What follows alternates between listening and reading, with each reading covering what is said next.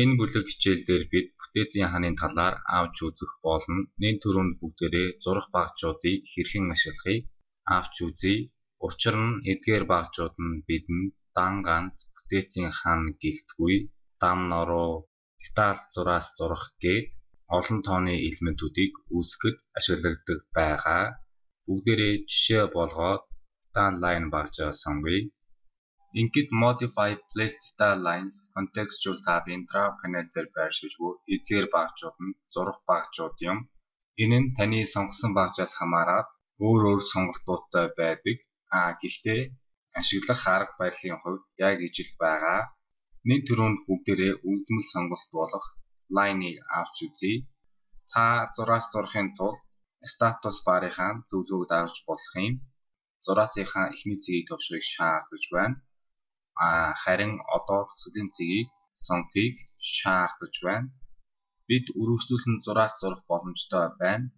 Гэхдээ бидэнд ганц уг зураас маань хэрэгтэй гэж үзвэл бүгдээрээ багцаасаа гарахын тулд ESC2 товших эсвэл уг Modify багцыг сонгож болох юм. Бүгдээрээ үүнийг сонгоё. За ингэснээр бид багцаасаа гарлаа. Тэгээд ахин Detall Line багцаа сонгоё. Эсвэл та бүхэн keyboard-ноос DL гэж бичиж болох нь. Тэгээд ахин зураас зуръя. Энэ удаа бүгдээрээ багцаасаа гарахын тулд ESC нэг удаа даръя. Ингээд та бүхэн анзаарч байгаа бидний сүүлд үүсгэж байсан зураас маань болж өглөө. Гисэн хэдий ч бид Place Detall Lines буюу Detall Line үүсгэх багцтай байсаар байна. Хоёр дахь товшиход багцаасаа гарч байгааг анзаарч байгаа. Бүгдээрээ keyboard-ноос DL гэж бичээд Detall Line багцаа сонгоё. Учир нь бид Options bar дээр уг Chain сонголтыг идэвхжүүлсэн байна.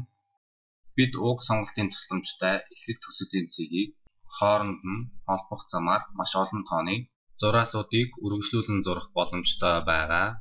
Гэхдээ эдгээр нь polylines буюу нэг үргэлжилсэн зураас биш юм. Та эдгээрийг хуваалт тус бүрээр нь сонгож засвар өөрчлөлтүүд хийх боломжтой байгаа. Та chain-ийг зөөн хэдэн зураг багцууд дээр ашиглах боломжтой. Жишээ нь бүгдээрээ rectangle багцыг сонгоё. Ингээд бидний chain сонголт маань идэвхжгээ болсон байна. Та тэгш өнцөг зурахын тулд дурын нэг газар эхлэлийн цэгээ товшоод диагонал орших төслийн цэгээ товшиход хангалттай байгаа. Харин Inscribed Polygon багцын тусламжтай тойрогт багцсан олон өнцөг зурах боломжтой байгаа. Бүгдээрээ уг багцын тусламжтай ингээ нэг тойрог зурхад тухайн тойрогтой багцсан олон өнцөг зурах боломжтой байгааг анзаарч байгаа. Хүсвэл бид уг sides дээр хэдэн өнцөгт үүсгээ зааж өгч болох юм. Харин Circumscribed Polygon бидэнд тойргийг багтаасан олон өнцөг зурах боломжийг олгодог байх нь бүгдөө үүнийг сонгоод уг side дээр нь 4 гэж өгье.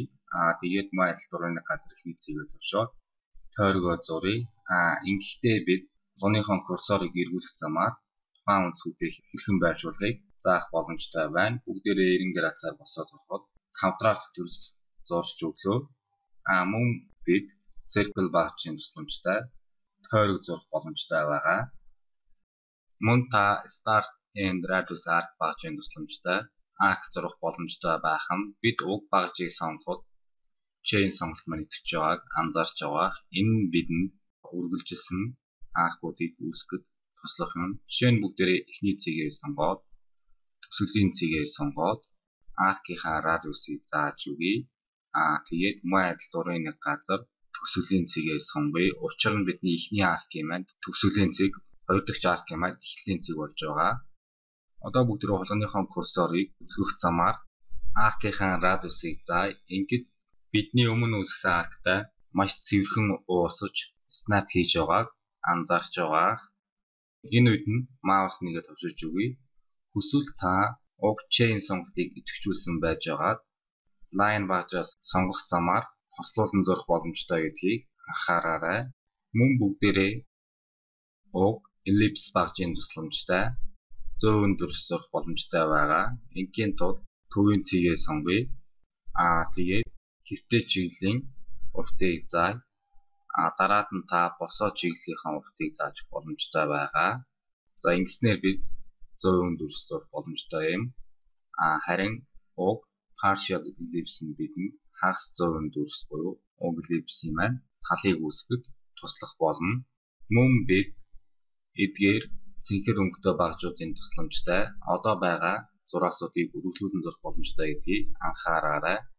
Жишээ нь бүгдээрээ Philip Arc багжийг сонгоё. Тэгээд хоорондоо уулзсан хоёр зураасыг сонгосноор бид тэдгээрийн уулзурыг аркаар холбох боломжтой болж байгааг анзаарч байгаа байх. Бид радиусынхаа утгыг ойролцоогоор заахад бүхэл тоо руу шилжиж өглөө.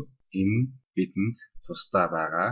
За ингээд бүгдээрээ энэ хичээл дээр өргөн ашиглагддаг зураг багжуудын талаар авч үзлээ. Та бүхэн Revit дээр өөрийн хүссэн элементийг үүсгэхийн тулд эдгээр багжуудыг бүрэн эзэмшсэн байх шаардлагатай. Бүгдээрээ эдгээр багжуудын заримыг хичээлийнхээ оцод илүү дэлгэнгүй авч үзэх болно.